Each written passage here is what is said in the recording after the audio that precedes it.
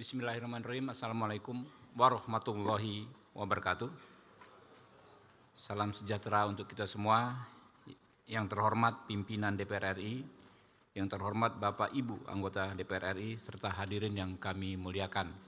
Pertama-tama kita panjatkan puji syukur kehadirat Allah Subhanahu wa Ta'ala, Tuhan yang Maha Kuasa, karena atas perkenannya kita bisa menghadiri acara yang penting ini.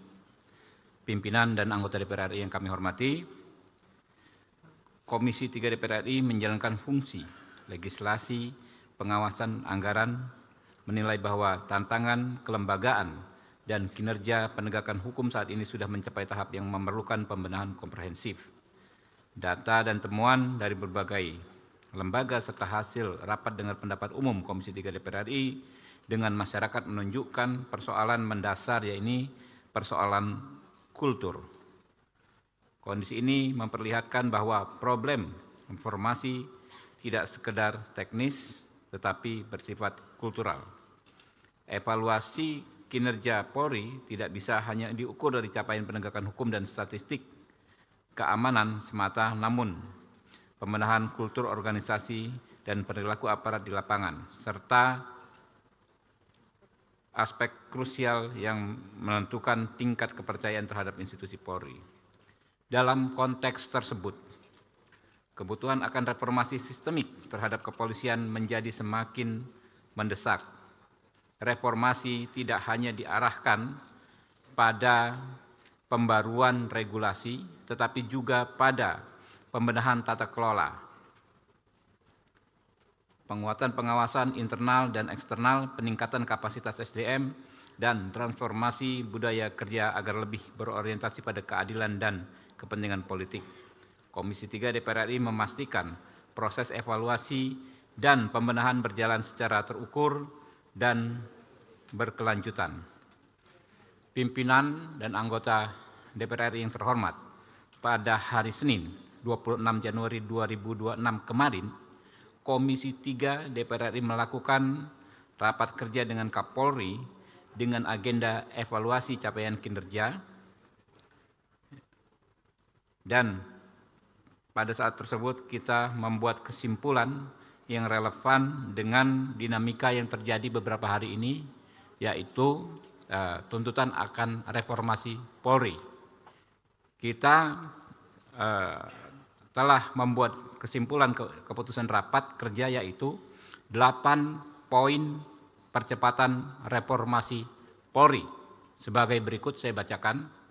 Yang pertama, Komisi 3 DPR RI menegaskan bahwa kedudukan Polri berada di bawah Presiden langsung dan tidak berbentuk kementerian yang dipimpin oleh Kapolri yang diangkat dan diberhentikan oleh Presiden dengan persetujuan DPR RI, sebagaimana diatur pasal 7 TAP MPR RI nomor 7/MPR tahun 2000 dan peraturan perundang-undangan yang berlaku.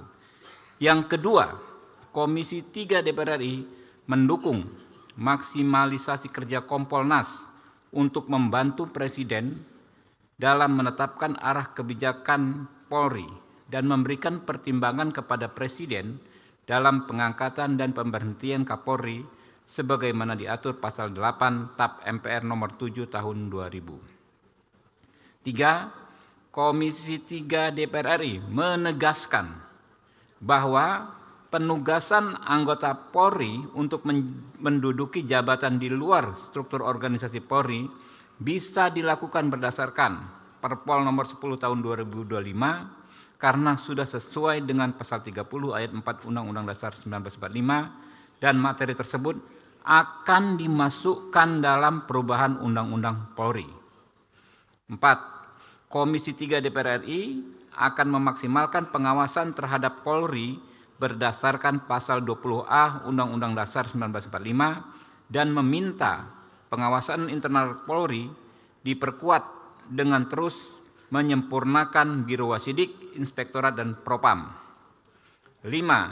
Komisi 3 DPR RI menegaskan bahwa perencanaan dan penyusunan anggaran Polri yang saat ini dilaksanakan dengan prinsip berbasis akar rumput atau bottom up yaitu diawali dari usulan kebutuhan dari masing-masing Satker jajaran Polri yang disesuaikan dengan pagu anggaran dari Kementerian Keuangan, mulai dari pagu indikatif, pagu anggaran, dan alokasi anggaran sampai menjadi DIPA Polri dengan mempedomani mekanisme penyusunan anggaran yang diatur dalam PMK nomor 62 tahun 2023 dan PMK nomor 107 tahun 2024 sudah sangat sesuai dengan semangat reformasi Polri dan harus dipertahankan. 6. Komisi 3 DPR RI meminta agar dalam melakukan reformasi Polri dititik beratkan pada reformasi kultural, dimulai dengan perbaikan maksimal kurikulum pendidikan kepolisian dengan menambahkan nilai-nilai penghormatan terhadap hak asasi manusia dan demokrasi. 7. Komisi 3 DPR RI meminta maksimalisasi penggunaan teknologi dalam pelaksanaan tugas Polri seperti penggunaan kamera tubuh, kamera mobil saat pelaksanaan tugas, dan penggunaan teknologi kecerdasan artifisial dalam pelaksanaan pemeriksaan. 8. Komisi 3 DPR RI menegaskan bahwa pembentukan Undang-Undang Polri akan dilakukan oleh DPR RI dan pemerintah berdasarkan Undang-Undang Dasar 1945, Undang-Undang Nomor 13 Tahun 2022 tentang Pembentukan Peraturan Perundang-undangan, Undang-Undang Nomor 13 Tahun 2019 tentang MPR, DPR, DPD, dan DPRD, serta peraturan perundang-undangan yang terkait. Pimpinan dan anggota DPR RI yang kami hormati, demikian laporan Komisi 3 DPR RI mengenai 8 poin percepatan reformasi Polri. Oleh sebab itu, kami berharap agar 8 poin percepatan reformasi Polri tersebut dapat ditetapkan dalam rapat paripurna saat ini dan menjadi keputusan mengikat antara DPR dan pemerintah, serta wajib dilaksanakan oleh pemerintah sesuai dengan ketentuan pasal 98 ayat 6 Undang-Undang Nomor 13 Tahun 2019 tentang MPR, DPR, DPD, dan DPRD.